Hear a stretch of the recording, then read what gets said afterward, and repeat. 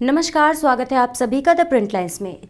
BJP नेता गौरव भाटिया ने ममता बनर्जी पर जमकर हमला बोला। उन्होंने टीएमसी सरकार पर संदेश खाली हिंसा को लेकर निशाना साधते हुए क्या कुछ कहा, आइए सुनते हैं। पश्चिम बंगाल में ये कहना गलत नहीं होगा, आज वहां की जनता कह रही है जंगल राज कैसा होता है, बिल्कुल ममता राज जैसा होता है। जंगल राज कैसा होता है, बिल्कुल ममता राज जैसा होता है। जहां पे पुलिस बल के शस्त्र तो झुक जाते हैं,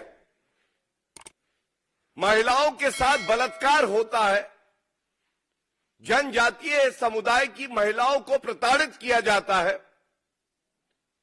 लेकिन टीएमसी के गुंडों के पास अस्त्र शस्त्र होते हैं, बंदूकें होती हैं, महिलाओं पे रखी जाती है, उनको डराया जाता है और हिंदू महिलाओं को खासकर प्रताड़ित करके उनका शोषण किया जाता है, बलात्कार किया जाता है और एफआईआर दर्ज उनके खिलाफ होती है, कंप्लेंट उनके खिलाफ होती है।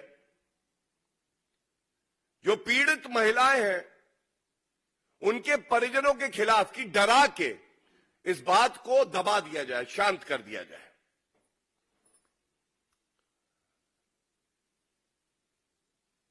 भारतीय जनता पार्टी एक जिम्मेदार पार्टी है और इस मंच से जरूर कहना चाहेंगे, ये लड़ाई हर उस महिला की है जिसने किसी भी पार्टी के लिए वोट क्यों ना किया हो, लेकिन उसने संविधान में अपनी आस्था रखी है। ये हक संविधान देता है भारत का उसको कि अगर उसके साथ कुछ गलत हो, गैर कानूनी हो, तो प्रदेश की सरकार उचित कार्रवाई करे, ठोस कार्रवाई करे और ऐसे दरिंदों को जेल की सलाखों के पीछे डाला जाए। और भारतीय जनता पार्टी अपनी पूरी ताकत से, जितनी हमारी क्षमता है, ये लड़ाई लड़ेगी।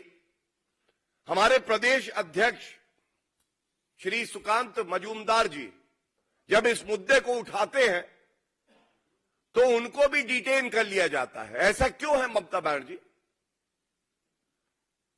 जो हमारे और वहां नेतागण हैं, जब वो मिलने जाते हैं पीड़ित परिवारों से तो उनको अरेस्ट कर लिया जाता है, न्यायालय बेल देता है।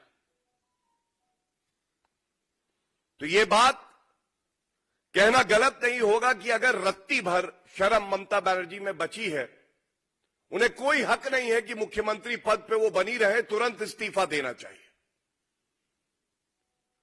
और ये लड़ाई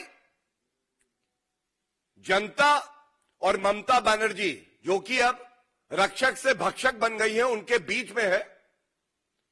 और अगर ममता बनर्जी इस्तीफा नहीं देंगी तो जनता को कम मत आंकिएगा, जड़ से उखाड़ के फेंक दी जाएंगी। ये बात पक्की है। यह भी आज पूछा जाएगा, ममता बनर्जी आपको बताना होगा कि शाहजहां शेख जिसके गुंडे प्रथम दृष्टया ये कृत्य कर रहे हैं, महिलाओं का शोषण कर रहे हैं, वो कहां है? और कोई बड़ी बात नहीं होगी कि उनको संरक्षण देने वाली ममता बनर्जी अपने सरकारी आवास में छुपाए हों। जिस नेत्री की सोच प्रदूषित हो जाए और जो सोचने लगे कि मुझे केवल और केवल ओछी घटिया राजनीति करके सत्ता का सुख प्राप्त करना है, उसको जनता की चिंता नहीं रहती है। और ये जो अध्यक्षा है नेशनल कमीशन फॉर वुमेन, उनका ट्वीट भी है जिसका सारांश ये है, मैं एक लाइन पढ़ता हूं। Police has filed complaints against the relatives of women victims instead of filing their complaints. इससे ज्यादा लॉलेसनेस, अराजकता, गुंडा राज क्या हो सकता है? जहां हमारे देश की बेटियां, हमारी बहनें सुरक्षित ना हो और मुख्यमंत्री महिला होने के बावजूद रेपिस्ट के साथ खड़ी हो, बलात्कारियों के साथ खड़ी हो। इसीलिए इस मंच से ममता बनर्जी को आईना दिखाने का काम भी किया है और साथ में जनता का विश्वास अब ममता बनर्जी में बचा नहीं है। अच्छा होगा कि आप इस्तीफा दे दें और जो पीड़ित महिलाएं हैं उनको इंसाफ मिलेगा।